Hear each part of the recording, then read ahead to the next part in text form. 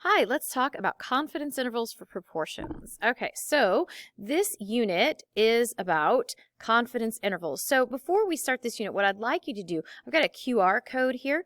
I would like for you to stop and watch a couple of these. You don't have to watch them all, but there's a playlist here of The Price is Right, and it's something called the range game. So take a couple of seconds and pause the video and go watch those if you haven't done so already. Okay, did you watch? So on The Price is Right, what they're trying to do is they're trying to take this range of $150 and the contestants are supposed to slap the bar and they're supposed to make a stop and it's supposed to capture the true price of the item. And so the idea is if your correct price of the item is within that $150 range, you win. And if it's outside that range, you lose. And sometimes it can be really close. For example, this person right here, the correct price was 10,067. They win because they're inside the red bar. But over here, this person, they lose even though they're only $7 off because they have to be inside the red bar to win. So there's this idea of estimating the price by putting it in this red bar. This is where I think it is. And what you hope is that you capture that true value. That's pretty much what our section today is going to be about. Okay, but a couple of things to kind of review really quickly. So first off, when we're dealing with these kind of problems, you always want to start off with the variable. What is the variable? And remember, that's the question that you ask. And decide if your variable is categorical or numerical. If you have a categorical variable, remember that that is something whose answer can usually be described using proportions. For example, let's say I go through and I take a survey and I have people answer yes, no, and maybe. And I want to display that data as a graph. I might display that using a pie chart or a bar chart. And then I would talk about it using proportion, like the proportion of people who answered yes was 0.123. Generally, categorical data, when you talk about it and discuss it, you want to analyze it using proportions, and that's what we're going to be using in this unit. Now, if your variable is numerical, meaning that it's a count or a measurement of some kind, a lot of times we'll talk about those variables using SOCs, shape, outliers, center, and spread. And more specifically, that C for center, a lot of times we'll use the mean to talk about that, or the average. So for example, let's say that I pass everybody out in class a fun-sized bag of Skittles and I have you count how many in there. I might say the mean number of Skittles was 35. Okay, so I would talk about means. So categorical data, we deal with proportions. Numerical data, we deal with means. And in our case, all of Unit 6 is going to be about proportions. We're going to be dealing with categorical data, and all of Unit 7 is going to be about numerical data. So we're going to deal with means. But on the AP exam, they'll all be mixed up. And so you have to be able to read the question and decide what kind of data am I looking at so you know whether or not you should be thinking about means or proportions. All right, now another thing, if we're going to be talking about proportions, then we need to think about that sampling distribution for sample proportions. And so here's something that I know, that if I repeatedly take samples, all possible samples of size n, and I calculate the sample proportion from that sample, okay, I have a very predictable behavior. One of the things that I know is true, and this is from our formula sheet, that the mean of all those p hat values should equal the true population parameter. So that's like saying that if I take a sample from my big bin of beads and I get that 19% are orange, that's a p hat. And then I take another sample and I get that 22% are orange, that's a p hat. And I take another sample and I get 18% are orange. And I take all those numbers, 18%, 19%, 20%, all those numbers that I get, and I average them together. That average should give me the true proportion of orange beans in the whole big bin. Okay, so the average of all of your sample proportions should give us the true population proportion. The other thing that we know is that the standard deviation, or the spread, okay, part of one of those SOCs of this sampling distribution, it can be calculated using p times 1 minus p over n with that square root for standard deviation. Now, because n is in the denominator, a couple of things that we know. If your sample size increases, that's going to make the standard deviation smaller. And if your sample size decreases, that's going to make your sample size, or your standard deviation, larger. So there's this inverse relationship between the size of your sample and the variance of your sampling distribution. Now, another thing that we know is true is in order for this formula to work, we have to have independence in our sampling. And so one of the things that we run into in statistics is that if we're sampling without replacement, okay, that's not independent. Like if I draw a card out of a deck of cards, it changes the probability of there being red if I don't put it back. So if we're sampling without replacement, we really don't have independence, we have dependence. So one of the things that we want to make sure we do is that if we have a large population, we only sample a small portion of it. We want to sample less than 10% of that population. And the reason we want that to be true is because as long as you sample a small portion of your population, less than 10%, the difference between sampling with and without replacement is negligible. There's not a whole lot of mathematical difference there. It doesn't affect our calculations, and it means that standard deviation calculation is close enough that it's good enough for us. You have to check this every single time to make sure that the sampling without replacement isn't an issue. If you end up with more than 10% of your population, then that is a case where it's not that you can't do the problem, but it's not really a topic we talk about in this class. That's like a stats 2. Okay, what happens if I'm taking large samples instead of small samples? All right, the other thing I know besides the mean and the standard deviation is that as long as n times p and n times 1 minus p are greater than 10, or in other words, the expected number of successes and the expected number of failures in my sampling distribution are greater than 10, then the shape of the sampling distribution will be approximately normal. That is really good for us because if we have an approximately normal sampling distribution and we know the mean and we know the standard deviation, then we're able to do things like compute probability. How likely is it to get this value, or what would we expect to be at the 90th percentile? We can associate these probabilities. We can use our norm CDF and inverse normal in our calculator to analyze this data. All right, but here's where we run into a problem.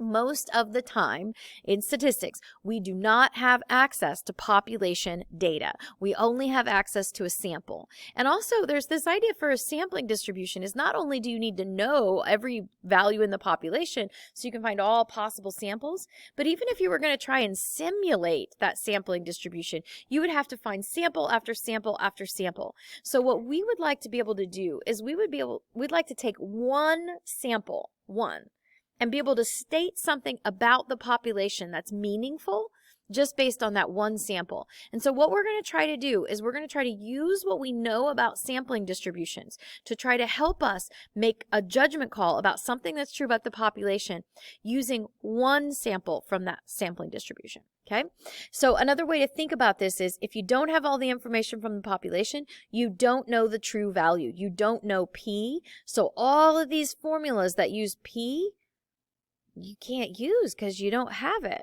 Okay, the only thing you have access to is the sample statistic, the p hat. Okay, all right. So here's the idea. We do know that because of sampling variability, the statistics are rarely going to equal the population parameter. Okay, but it should give us a fairly plausible value. So again, if I take a sample and I find that in the sample the proportion was 10%, I would be really surprised if the population number was also exactly 10%, but it could be 10%. It's plausible. That's a plausible value. But I would also be really surprised if it was like 75% or something. So the idea is when I take that sample, I know it's probably not going to be exactly the same or that it could be different, but we feel like it ought to be close. It's an estimate for what we're doing. So oftentimes we're going to use that sample to estimate a population proportion in such a way that you can also do it with some degree of accuracy. Like I'm going to use it to estimate, but I know I'm going to be off by a little bit. Now I have this comment here. It says, taking a look at tomorrow's weather, the high temperature will be between 40 below zero and 200 above. And this guy is never wrong. All right. So 40 below zero to 200 above, of course he's going to be right. That's definitely going to be the high temperature for tomorrow. He is 100% certain that that is going to work. Okay, this guy is not going to be wrong. He is very confident in his answer, very confident in his prediction. But that is a useless prediction. If I know it's going to be in this huge range, I don't have any degree of accuracy with this. I have no idea what to wear. You know, do I take an umbrella? Do I take a sunblock? I mean, I don't know what to do. So there's this trade-off between being successful at capturing the truth and also having a useful prediction to make. So if you think about the range game, you can think about it this way. Right now it's a $150 bar and they have to guess the price within a $150 range. So if we were to make the bar wider it would make people more confident that they would win. So if I had to guess the price of the trip to Rome, for example, within $5,000 instead of within $150, I'm probably going to be more confident that I'm going to win that trip. It makes it easier to be right. Okay, but it doesn't give me a good idea of what to plan. So if you tell me that the trip to Rome is going to cost somewhere in between $6,000 and $20,000, well, yeah, you're probably right, but I don't really know if I can afford that or not. Can I really make that? I mean, that's a pretty big range. Okay, but on the other end, if you make it smaller, it makes you less confident that you're going to be correct. Okay, so I can be really confident in a wide bar. Like I can say, I am 100% sure your test grade is going to be somewhere between 0 and 100%. But that's not very useful to you. On the other side of that, if you make your bar narrow, I'm going to say, hey, I think your test is somewhere between a 70 and a 72. That's a really, narrow. It's very accurate. But if I'm only 1% sure that's going to be true, that doesn't help me either. Okay, so if the price is right, people, if they walk up to the bar and they say, hey, you've got to guess the trip to Rome within $10, I'm not really sure about that. I'm not very confident. So there's this balance between confidence and accuracy.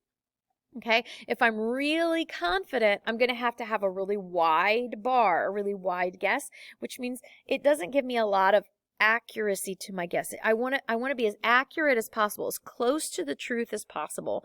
But I want to do so in a way that it's also, I'm pretty confident I'm going to be correct. So there's this balance that goes between the two. All right. So a couple of vocabulary words here.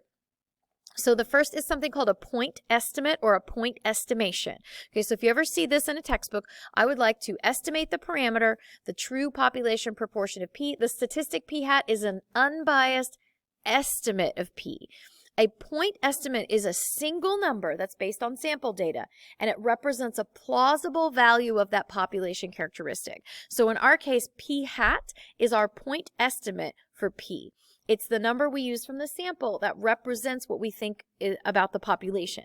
Now, the reason why this is a little bit different than just saying statistic is that a statistic can take on lots and lots of values. We're talking about a single point that we're doing this with. So you want to think about this as a synonym for statistic, that's fine. Okay, a point estimate, we're using a statistic to estimate a population parameter.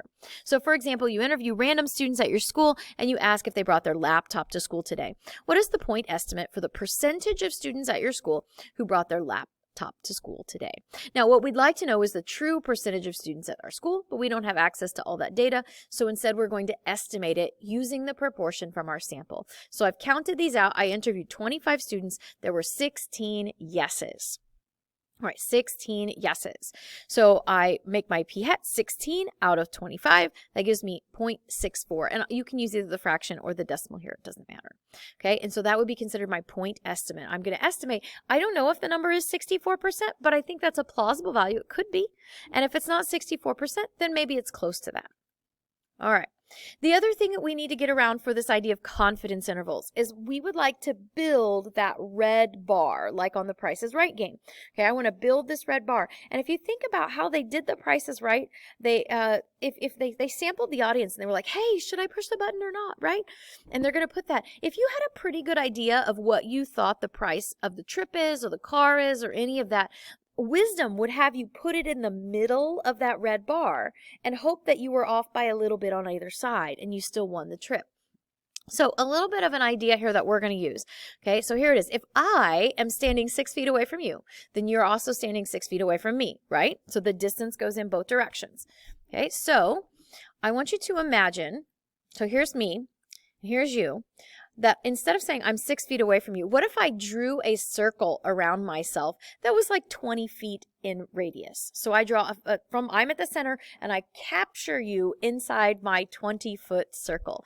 Okay, now that means if you are within 20 feet of me, I should also be within 20 feet of you, so that if you drew a circle around yourself that was the same diameter, if I capture you in my circle, you're also going to capture me in your circle because distance goes both directions. Okay, on the other side of that, if here's me and here's you, if I draw a circle and I don't capture you in my circle, if you're outside, say 20 feet of me, then that means that I am also outside 20 feet of you. So this idea, this balance. So if I can capture you in my circle, then you've captured me in your circle as well. If I'm standing 6 feet away from you, you're standing 6 feet away from me. If I'm standing within 10 feet of you, then you're within 10 feet of me. Those distances go both directions. All right, so the way we're going to deal with that in terms of statistics is that I know that in a sampling distribution for p hat, if it's approximately normal, 95% of all the p hat values are within about 2 standard deviations of p. So if I go from the center where p is, and I go out 1, 2 standard deviations, that should trap 95% of all possible p hat values. All possible sample percentages should be in that range, which means if I take any of those 95% and I take those sample proportions and I go out 2 standard deviations away from them, those 95% that are within 2 standard deviations of the truth, if I go out 2 standard deviations from each one of those, I should also capture the truth in those. Just like if you're inside my circle, I'm inside your circle. Okay, so here's the idea. My random sample gives me a p hat value. So I know that 95% of all p hat values are at about 2 standard deviations from the mean, which in our case here is p. I approximate the standard deviation, and I go out 2 standard deviations. Okay. As long as the p hat value that I got from my sample was one of the p hat values within 2 standard deviations of the truth, then that bar, that red bar like we made in the range game, from negative 2 standard deviations away up to positive 2 standard deviations away, that should trap the truth. Okay. So I'm going to go out 2 standard deviations from my p hat value to create what's called an interval of plausible values for p. This is where I think it might be. Here's where I think the truth might be. Somewhere in that interval. And remember, you don't have to, it may not be right in the middle. It may be right on the edge, like right on the edge of winning. Okay, and so as this should work, 95% of all samples should create this bar of values that traps the truth. Now, there's still going to be some on the outside. There are still 5% of samples that are outside 2 standard deviations, which means that for 5% of those samples, when they draw their circle, my circle missed you, your circle missed me. So we're not 100% sure of this, but we're sacrificing that confidence for the accuracy of being fairly close. Okay? All right. So another vocab word here is the word critical value. So a critical value is the value, in this case for proportions, of z that's going to trap a certain percentage of the curve. And if this is ever not stated, this confidence level that we're going to call it, you're going to use 95%. That's pretty standard. Okay, so C% is trapped between these 2 Z scores. A lot of times we'll call that as a Z star, or sometimes we'll have a Z with a little subscript with the percentage, like Z sub 0.95. Okay, so I'm looking for that value. Now we know because of the empirical rule that 95% should be within about 2 standard deviations, but the problem is it's not actually 2, it's 1.96. So here's how you can find that. Okay, so first off, if you want to figure out what that critical value is, how many standard deviations do you need to go out to trap that certain percentage of confidence there? Okay, I would draw myself a little curve with 95% in the middle, that's 5% left over, cut that in half, that's 2.5%. So I know that there's 2.5% on either side in those little tail sections. If I use the inverse normal command on my calculator, it's going to ask me for the area to the left, that's 0.025, the mean, 0, standard deviation of 1, and that's going to spit back that this z-score is negative 1.96. And these should match each other because it's always positive, negative, the same value. So I know that my z-star value is 1.96 here. Now that's always going to stay the same for z. For z, it's always 1.96. So you can memorize that. You don't actually have to do this every single time to prove where it came from. You're allowed to have memorized that 1.96 is the critical value for a 95% confidence interval for z.